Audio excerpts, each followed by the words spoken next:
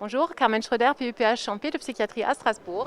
Et Pierre-Alexis Geoffroy, MCUPH à Paris. En tant que psychiatre et spécialiste du sommeil, nous sommes ravis d'être présents ici au Congrès de l'encéphale. Comme vous le savez tous, les troubles du sommeil sont extrêmement fréquents chez nos patients, enfants, adolescents et adultes avec troubles psychiatriques.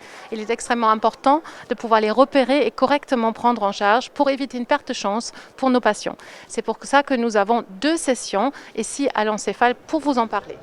Alors 2 sessions tout à fait passionnantes que vous pourrez retrouver en replay. Une première session sur les cauchemars, une deuxième session sur les différents visages de l'insomnie avec une session qui était interactive. Dans la session qui concerne des cauchemars, on va parler des rêves chez nos patients, des cauchemars et aussi de cet accès finalement en direct aux rêveurs qui sont les rêves lucides. Et on va discuter quelle est leur fonction finalement en psychiatrie et comment utiliser ça comme outil aussi en thérapie et comment traiter les cauchemars finalement chez nos patients.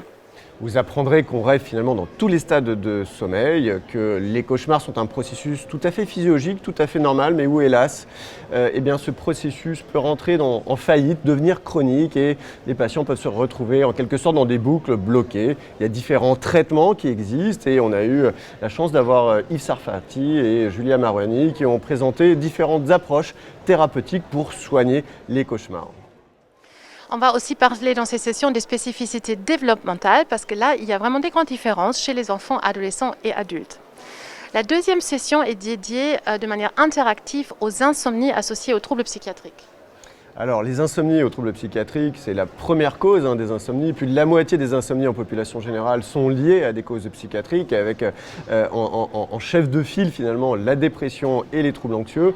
Et donc il y a beaucoup de visages de l'insomnie et cette session aura pour but de démêler et d'identifier finalement les points d'appel cliniques qui doivent orienter vers tel ou tel diagnostic et puis quelles sont les différences de prise en charge associées à ces différents visages de l'insomnie.